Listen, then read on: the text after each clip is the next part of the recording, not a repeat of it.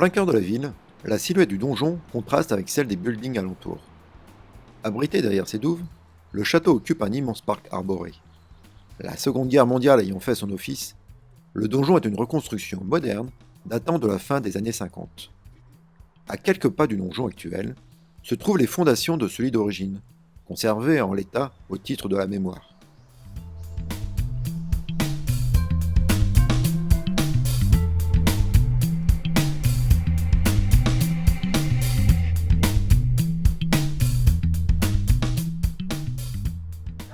À Hiroshima, le style et l'architecture ont été si bien conservés lors de la reconstruction que de l'extérieur, on pourrait se laisser aller à croire qu'il est d'origine. Et pour bien en apprécier l'esthétique, rien ne vaut d'ailleurs une petite promenade le long des douves. Les pieds dans l'eau et la tête dans les nuages, le donjon s'élève d'un îlot de verdure que l'automne part de ses couleurs dorées.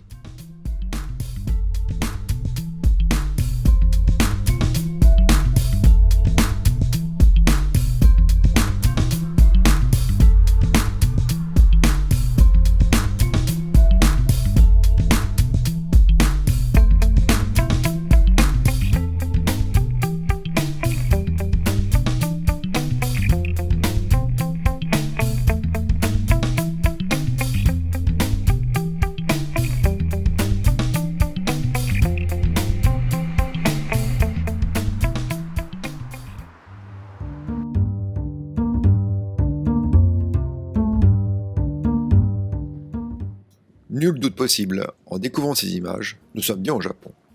L'île de Miyajima et son célèbre torii flottant font en effet partie des 3 plus beaux paysages de l'archipel nippon. On dit aussi de l'île que personne n'y naît et que personne n'y meurt. Au-delà de cette légende, une chose est certaine, nombreux sont ceux qui y passent.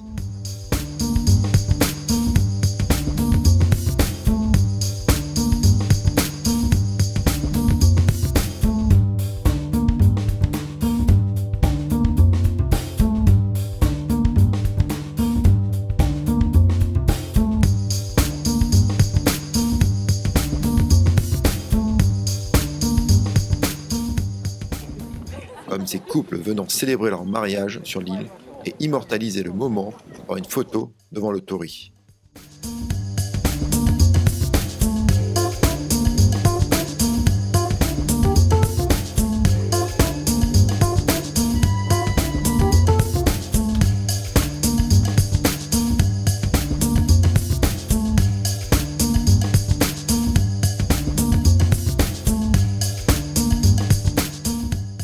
Le sanctuaire d'Itsukushima, avec ses ponts et ses pontons rouges orangés, est donc devenu un lieu incontournable pour tous ceux, qu'ils soient jeunes mariés ou non, débarquant sur l'île. Et avouons-le, il y a vraiment quelque chose de magique lorsque l'on découvre ce torii posé entre ciel et mer.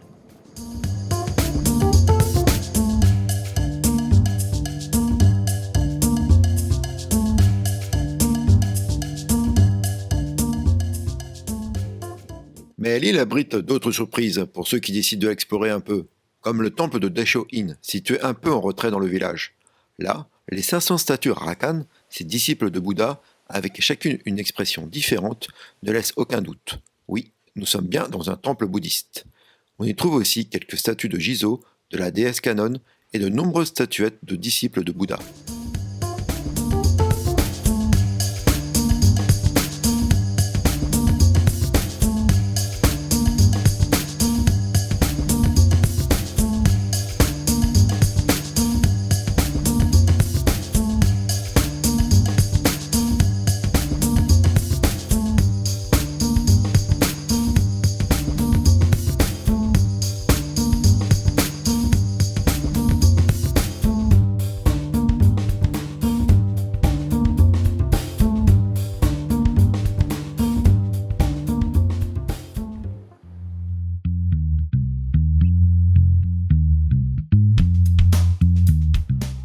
Littéralement, Omikoji signifie loterie sacrée. Mais attention, ici, les seuls numéros sont ceux inscrits sur les baguettes qui vous permettront de découvrir quelles prédictions écrites les dieux vous ont réservées.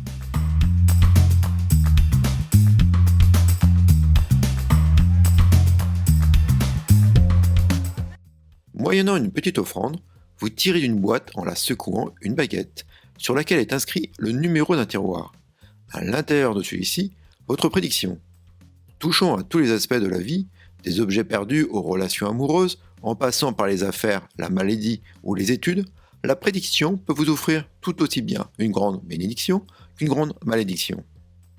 Et en cas de mauvais présage, pas de souci, il vous suffit d'attacher la prédiction sur le fil prévu à cet effet, le mauvais sort y restera plutôt que de vous suivre.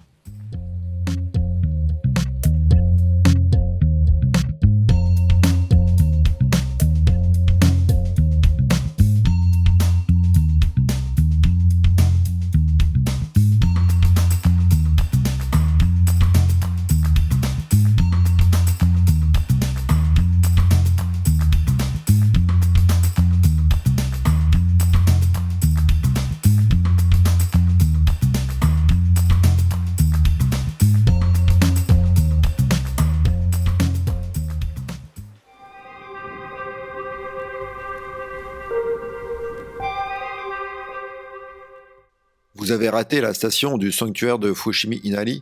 Pas de panique. Voilà une bonne occasion pour aller découvrir le château de Fushimi à 2 stations de là. Après une petite marche en plein cœur d'une zone résidentielle plutôt huppée, nous arrivons au donjon. Celui-ci trône au milieu d'un petit parc.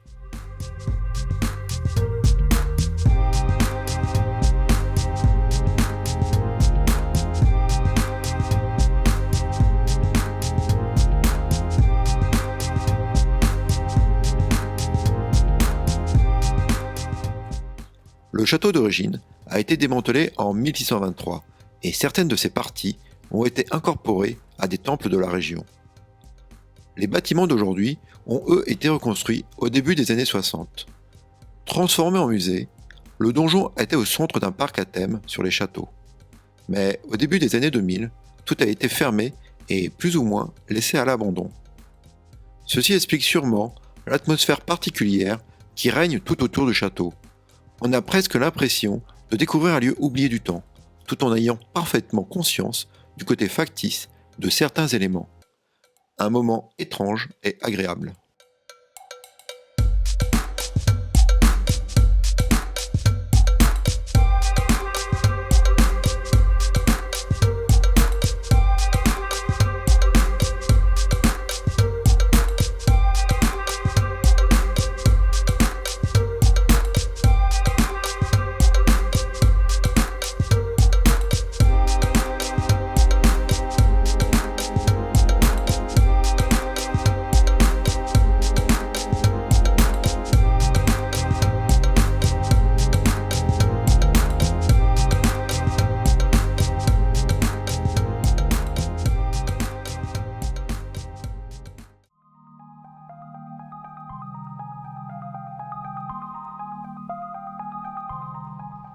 À Kyoto, le vieux quartier de Gion est un des plus visités.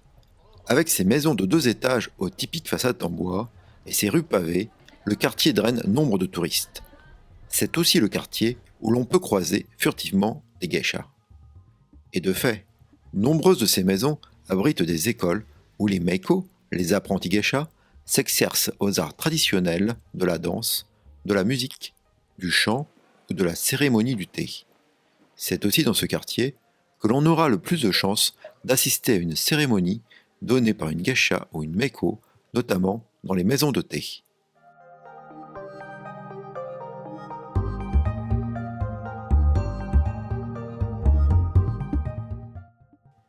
Attention cependant, toutes les jeunes femmes en tenue traditionnelle que vous pouvez croiser dans le quartier ne sortent pas de ces écoles. Une grande majorité d'entre elles ne sont en fait que de simples touristes ayant loué un kimono pour cette journée de visite. Depuis le quartier de Gion, on peut facilement emprunter les petites rues traditionnelles qui mènent au temple de Kiyomizu-dera.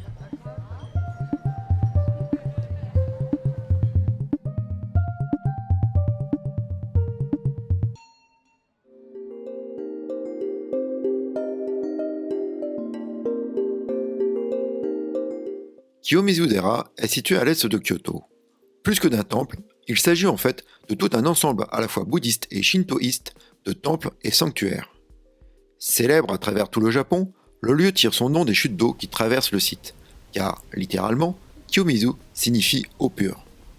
On dit souvent du lieu qu'il est un des plus romantiques de la ville.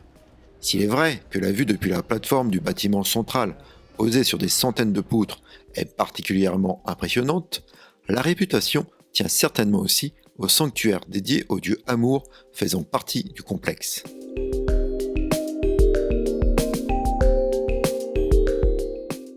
La légende veut aussi que quiconque survivait à un saut depuis la plateforme voyait son vœu se réaliser. L'épaisse végétation au pied des 15 mètres du saut aurait permis à près de 200 personnes de survivre, avant bien sûr que la pratique ne soit interdite.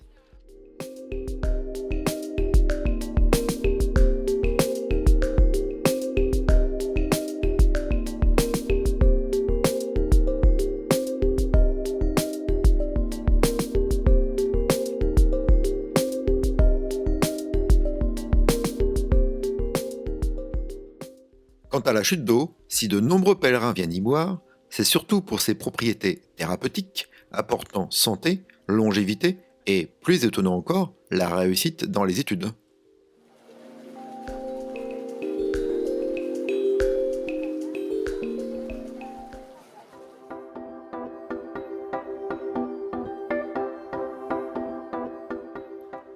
Tous les restaurants n'ont pas forcément de devanture, mais lorsqu'ils ont la possibilité d'afficher leur menu en vitrine, attention les yeux. En Asie, le principe de présenter les plats sous forme de photos ou d'assiettes factices est plutôt répandu. Le Japon n'échappe, bien sûr, pas à la règle, et élève même la tendance au niveau de l'art.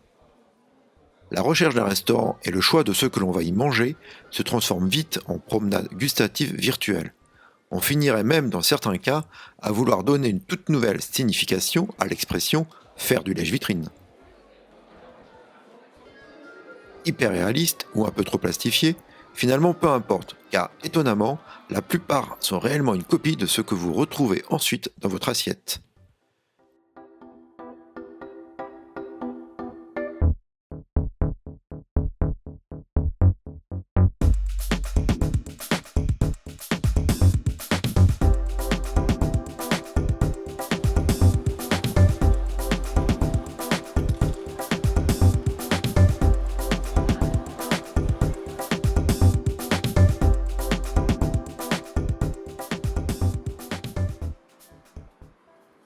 En attendant, si pour une mystérieuse raison vous décidez de décorer vos murs à grand renfort d'assiettes de pâtes, n'hésitez pas à aller faire un petit tour à Kappawashi. Dans ce quartier de Tokyo dédié aux ustensiles de cuisine, vous trouverez sûrement votre bonheur.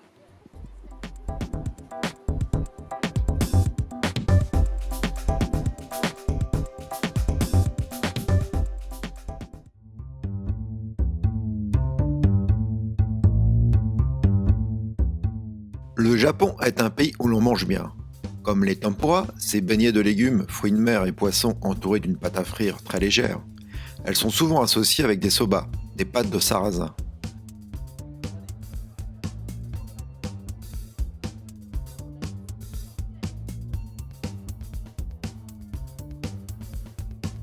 Autre spécialité, l'unagi, de l'anguille sur un lit de riz. Mais passons à la préparation d'une okonomiyaki. La scène se passe dans un restaurant très populaire à Hiroshima, où vous avez de multiples stands où vous pourrez goûter ces délicieuses galettes.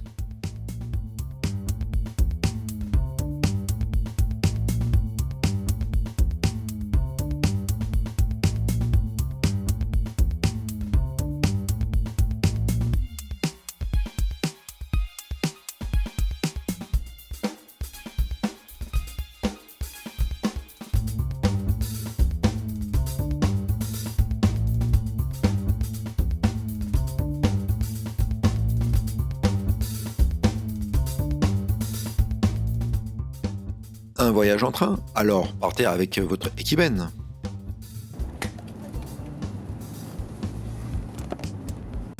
N'oublions pas les sushis. Fondons à souhait, ils coûtent relativement cher dans leur pays d'origine. Pas trop d'argent? Alors essayez la chaîne Yoshinoya, où vous pourrez déguster un gyudon pour quelques centaines de yens. Ce plat, composé de lamelles de bœuf et d'oignons sur du riz, est très bon. Goûtez aussi au tonkatsu, ces morceaux de porc frit. Il y a bien sûr les yakitori, des brochettes de volaille ou de viande, Mais attention, au Japon, ils mangent toutes les parties de la bête et les abats sont très fréquents. Une halte à Kobe? Alors il faut absolument goûter à son bœuf. Et bien sûr, vous ne pouvez partir du Japon sans avoir mangé un shabu-shabu. Il vous reste encore suffisamment d'argent en poche? Alors offrez-vous un kaiseki. Ces restaurants traditionnels japonais, dont le menu est composé d'une multitude de petits plats, sont un vrai ravissement pour le palais. Allez, n'oublions pas les crêpes comme dessert.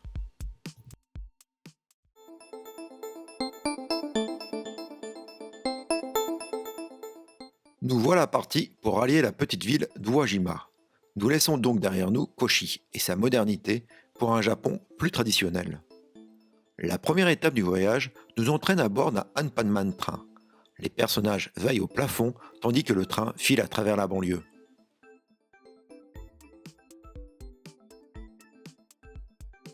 Le temps d'avaler un bento et nous arrivons dans la petite gare de Kubokawa.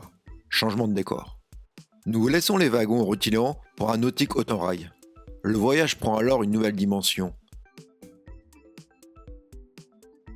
Aux manettes, le conducteur entame son cérémonial avant de lancer la machine sur l'unique voie qui traverse le sud de l'île de Shikoku.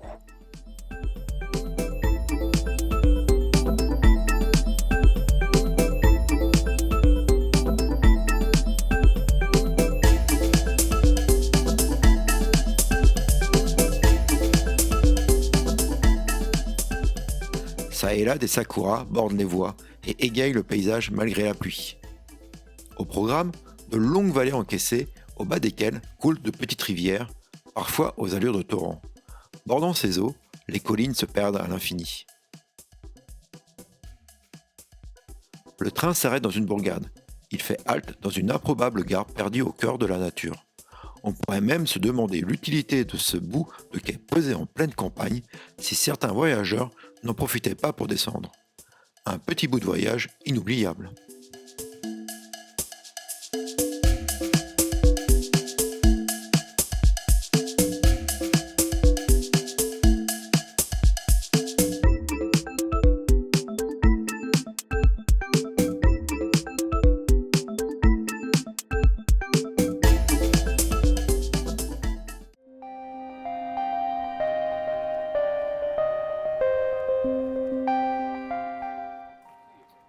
Honneur au château de Maruoka, le plus ancien des 12 châteaux originaux ayant encore un donjon dont la structure est en bois. Le paysage magnifique que l'on aperçoit du dernier niveau se mérite, tant les escaliers ici sont abrupts.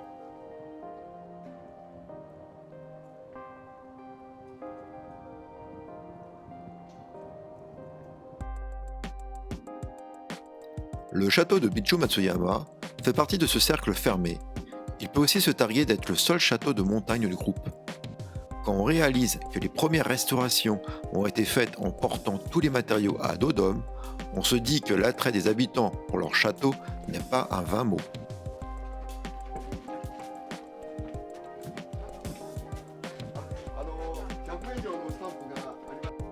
Le château d'Inuyama est, lui, un des rares châteaux japonais à être resté aux mains d'une famille jusque dans les débuts des années 2000. Très visité au moment du matsuri de printemps, la silhouette du donjon surplombant les eaux de la rivière Kiso est aussi devenue une des images emblématiques des châteaux de collines.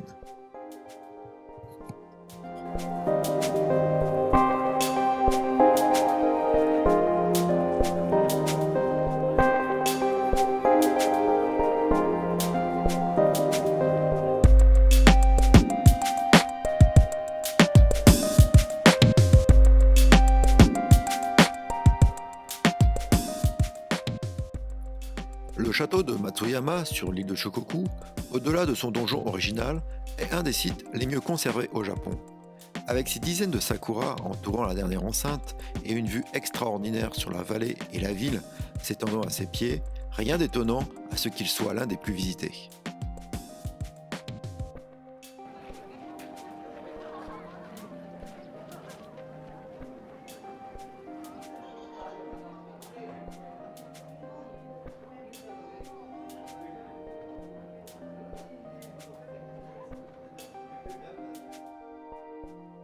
Tout nouvellement classé trésor national, le château de Matsue allie le charme d'un intérieur de bois doré et d'un extérieur où les murs habillés de bois sombre et les fondations de pierre claire offrent mille contrastes.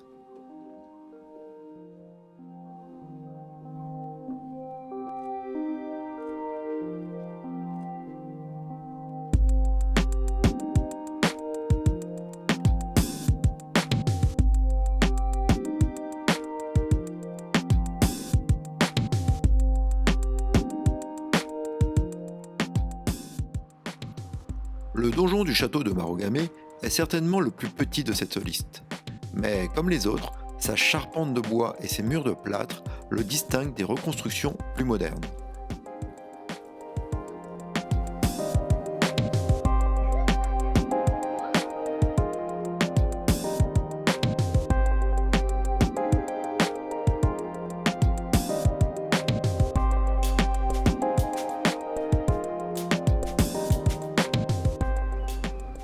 Toujours sur l'île de Shikoku, mais bien plus au sud, se trouve le château d'Uwajima.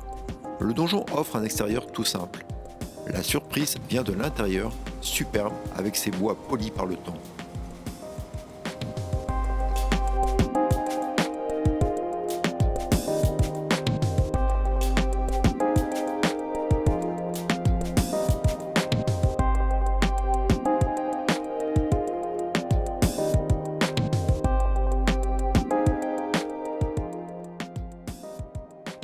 Au château de Koshi, le bois domine. C'est un des rares à encore avoir un palais seigneurial d'origine. C'est aussi un des châteaux ayant conservé le plus de ses éléments défensifs intacts.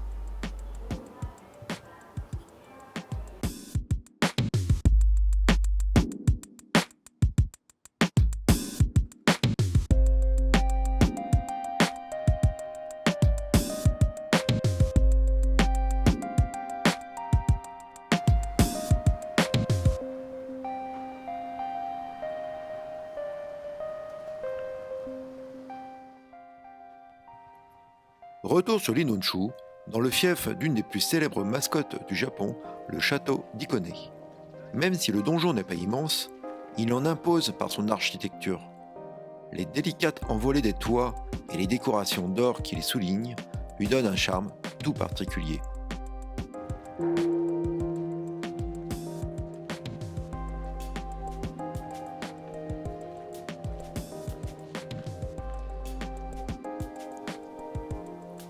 Sûrement le plus connu de tous, voici Himeji, le château du Héron Blanc. C'est le plus grand des donjons d'origine et celui dont le site comporte le plus de bâtiments parfaitement conservés et restaurés. C'est aussi le plus visité.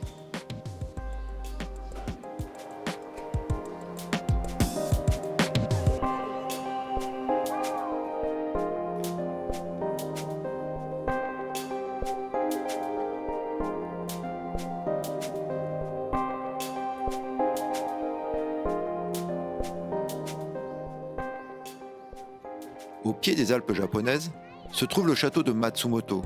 À un peu plus de 2 heures de train de Tokyo, l'immense donjon noir rivalise certainement de beauté avec celui d'Himeji. Et en tout cas, il ne laisse personne indifférent, tant il est vrai qu'il s'en dégage un charme indéniable.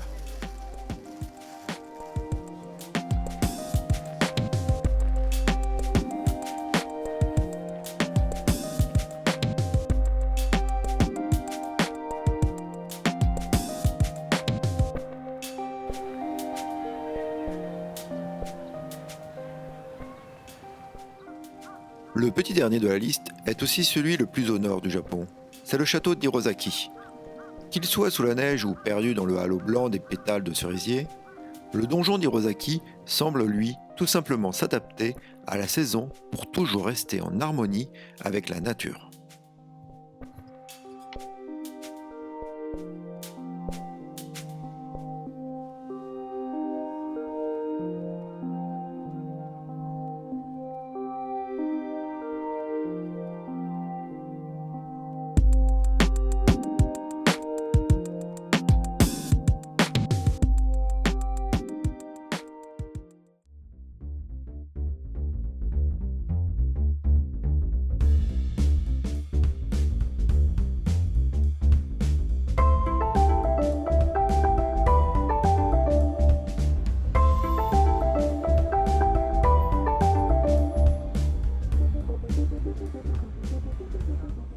à peine franchi le pas de la porte de la gare de Shibuya et nous nous retrouvons dans une ambiance bien spéciale.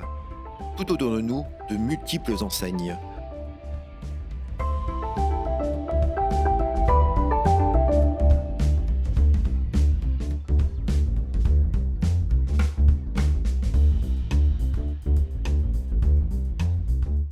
Nous nous dirigeons vers la statue du chien Hachiko, célèbre endroit où les Tokyoïtes, mais aussi touristes, se donnent rendez-vous.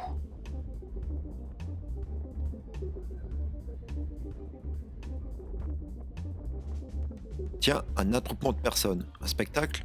Non, juste les personnes qui attendent pour traverser sur le plus grand passage piéton au monde. C'est sans doute une des images les plus populaires de Tokyo que ce fameux chassé-croisé. C'est finalement un spectacle en soi.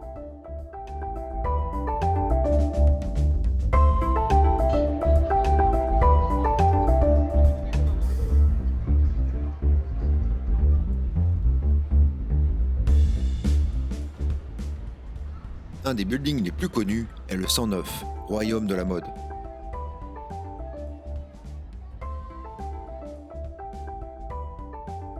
De nuit, le visage de Shibuya est encore plus électrique avec ses écrans géants qui diffusent sans discontinuité les publicités. Shibuya, c'est aussi de nombreux restaurants, des game centers, des magasins. Et nous revoilà devant ce fameux passage piéton. Finalement, c'est un peu la porte vers un autre monde.